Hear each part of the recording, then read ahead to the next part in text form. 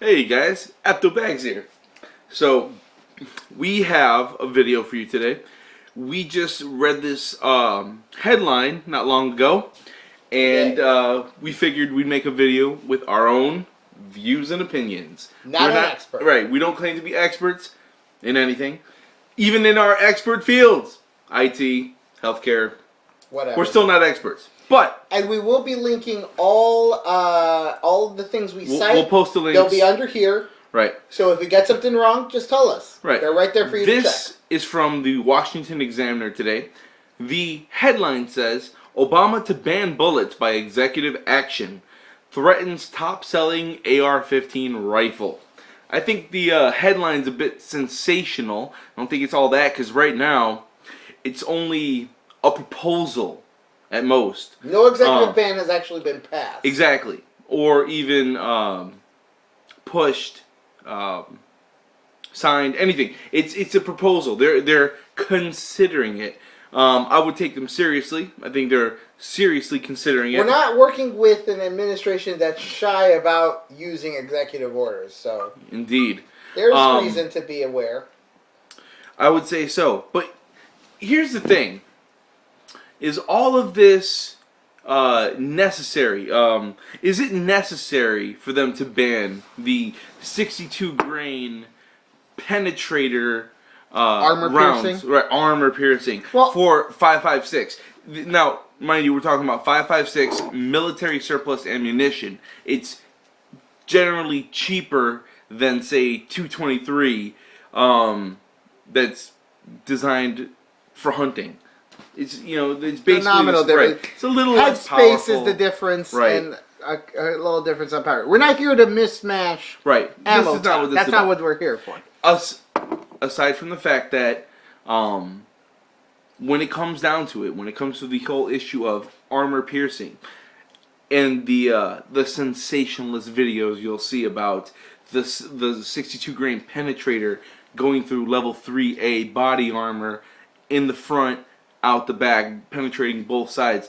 I'm sorry, but you take a regular 55 grain 5.56 round, the non-penetrator rounds, it's going out through both sides. That round is traveling 3,000 plus feet per second. Well, before we dip down into ballistics Right. or Which pseudoscience, right, and something else we're not experts in. not an expert. I think something very important to understand is headlines like these have a real effect. I.e., and you brought it up earlier, the ammo shortage of just what? 2 years ago, 3 years ago? I mean, it's only now we're only now starting to feel the relief. I mean, for a while you couldn't buy 22 LR. You couldn't buy extra 9mm. You go to the range. I recall they the sell you sign the range ammo on the door. You Right. walk in, limit 2 boxes per person Per day. per purchase per day. Right, per day. Per day. Right. In fact, I'd even had to go a couple times out of state to get the ammo I needed. By which he means to Hawaii. Yes, I swam there. Anyway. So, a quick thing, and I'd like to interject, and something for it. really important we need to understand. And we're going to link it. There's a really good article by ITS Tactical that talks about the real nature of the green tip, because that's what we're talking about. Right. The green tip. By the way, we won't even get into it. There's a black tip, a gold tip, like a non-tip. There's an orange tip, and then Hornady introduced the red tip, which is actually really good. Look into that Hornady, not the tap. It's got the little expansion in it. It's good Critical stuff. defense? Critical. Yeah. The critical defense side. I have some It's of good that stuff. 9mm. That's good stuff. And look at it in their Winchester 3030 line. We endorse. At any rate, we're not here to talk ammunition, okay? There's a lot of talk we can do. The point here is, and this is my personal view and opinion, this is an issue of semantics and education. Because if I said to you, Josiah, don't you want to stop criminals from getting armor-piercing ammunition that's used by the military so that they can use it to kill cops. Don't you want to be against that? Who doesn't? I'll tell you. I'll take it a step further.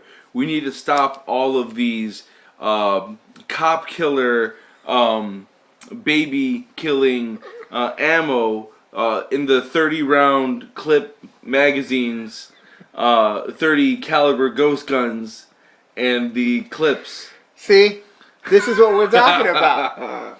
This is an argument that we can remember back to the 90s. God, I feel old sometimes. The 94 assault weapon ban.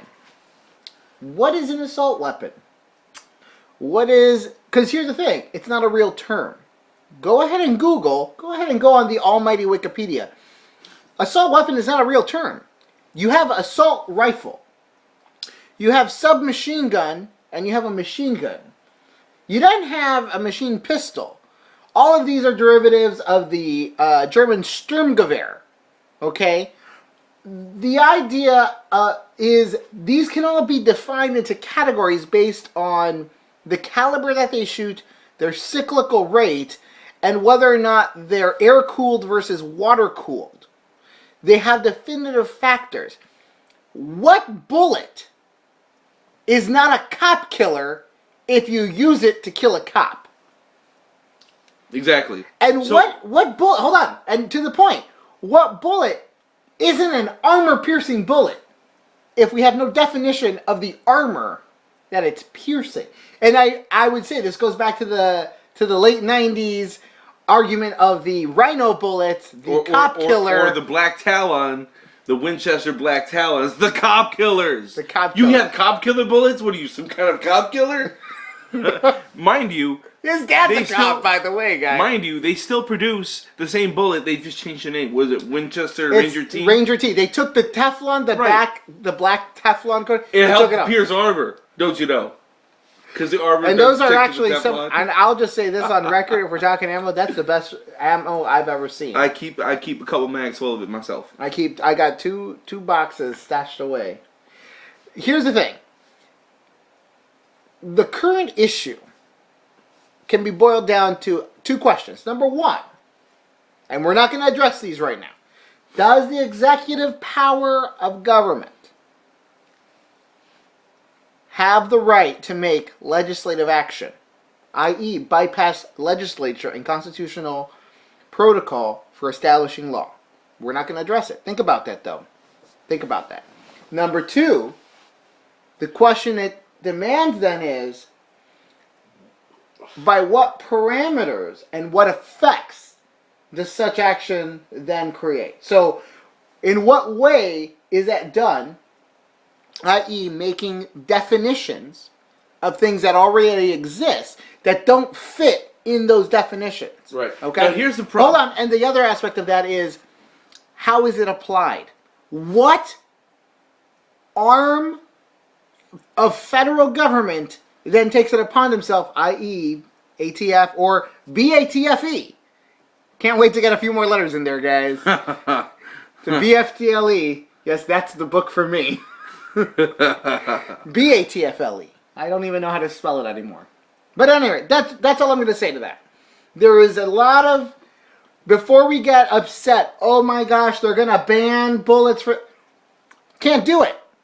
Can't do it. What they're trying to say that because there are pistol stock ARs and pistol ARs now that you can take the 1970s or 1980s definition. Right. Now that people need to know why that's the issue. It's apparently Congress passed a law. I think it was the 80s. I'd have to look it up again. But we weren't alive then, so we can't really know from memory. I think I was just barely alive.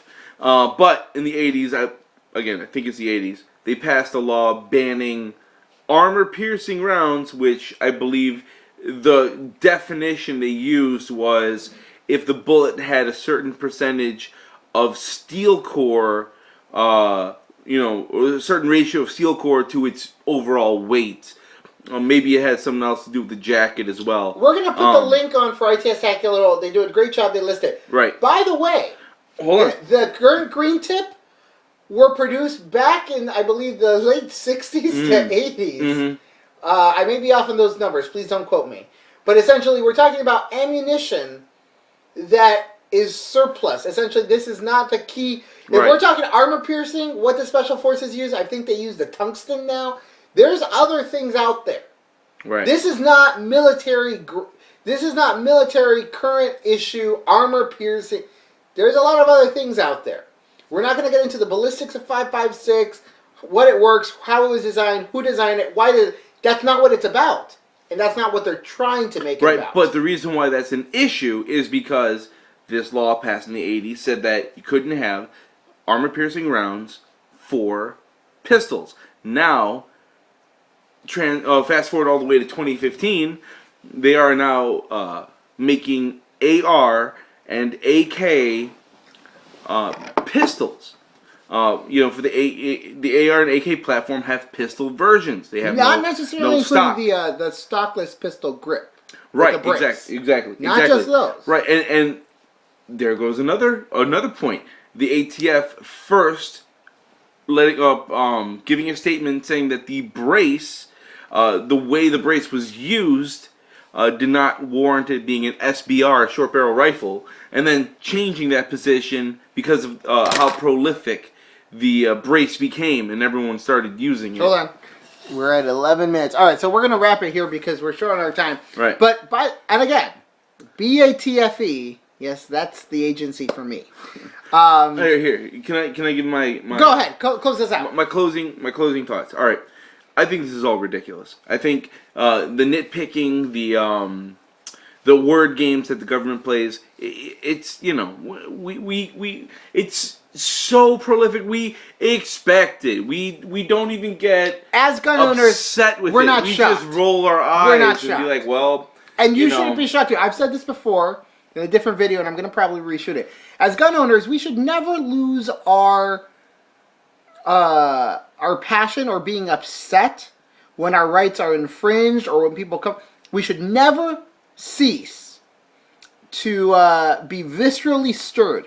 We, at this point, shouldn't be shocked, and we should be expecting it. Right. I hear this, and I think, oh yeah, that makes sense. Yeah. Why? Because it's a war of words. And here's what my closing thought is to this. And it's a little deep, and so leave your comments below. The Constitution was written. We then, thank you to James Madison, who was an anti-federalist, by the way. I don't know if that's 100% accurate, but go ahead. He wrote Federalist Papers. He wrote Federalist Papers. By definition, he would have been anti-federalist. We'll get into that later. Anyway. Government was too powerful, so we created the Second Amendment. We created the 5th, the 6th, the 10th. The Bill of Rights was written afterwards. There is a way, if you don't like it, to change it. It's called Article 5. That's going to be a whole other video, but I am not well-versed enough executive bans for that yet. Executive bans are just another way to backdoor legislate.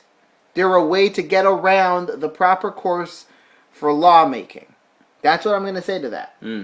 As of right now, the ban doesn't exist. The executive order doesn't exist. Don't get your panties in a bunch. Don't get your panties in a bunch. Don't go out and I'm not shocked. And buy 10,000 rounds of 62 Please grain don't penetrators. go causing another ammo shortage. Right. Okay? That's what the point. The real point of this video is everyone stay calm. Please don't go buy more ammo. And if you do, feel free to message us and give us practice. Yeah, don't buy ammo to keep in a basement, guys. Right. Get out there and practice. Get out there and use it. Take a group with you. Go practice. Message us and take us with you. Yeah. I'll bring the first aid kit. But that's it. Leave your comments below. Tell us what you think. If you like it, you don't like it, who cares? Subscribe, don't subscribe. Do whatever you want. But apparently you watched this video this far, so... Why? Why are you here? I'm just kidding. Thank you. We love you guys. I don't know about that.